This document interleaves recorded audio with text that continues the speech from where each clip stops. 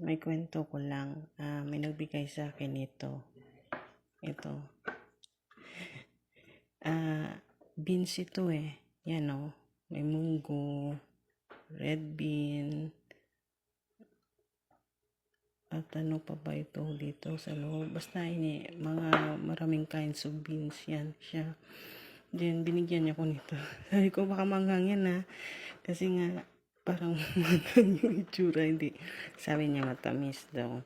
Pero, ano kaya itong black na to? Ito.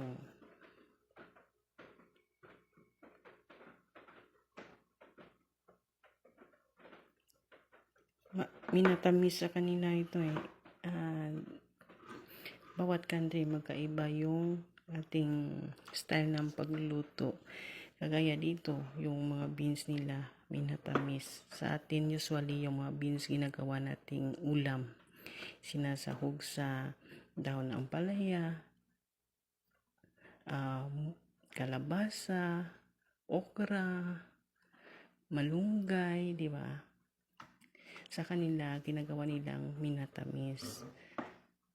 Although, sa atin, pwede sa halo-halo, yung ganito, mga beans, nilalagay natin sa halo-halo.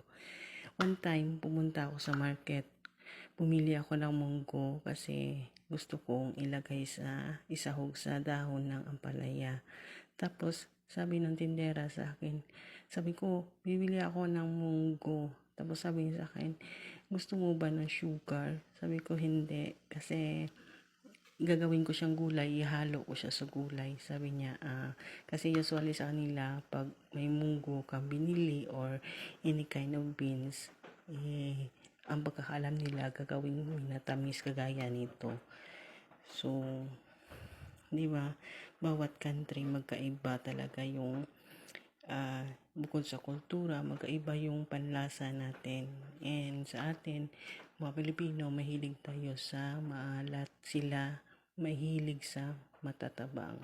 So, parang nag-adjust na rin yung panlasa ko. Kasi sa 14 years ko na dito sa Taiwan, parang hindi na ako mahilig sa maalat eh.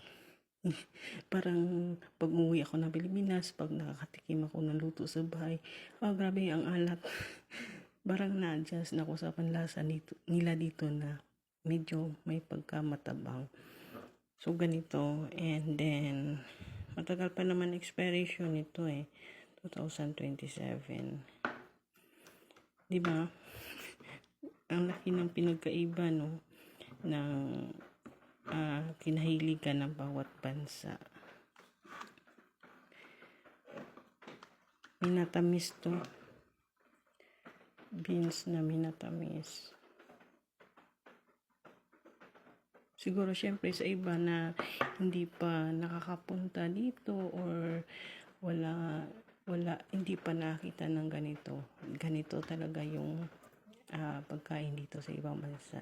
Magkaiba sa atin. Kaya if ever na pupunta kayo dito sa Taiwan, magtutour or may family na magbibigay sa inyo ng mga pagkain na product galing Taiwan, at least hindi na kayo magtataka, ay ano ito, ganyan, di ba? Noon, nagpapackage ako sa Pinas, may binigay ako sa family ko, ganito din.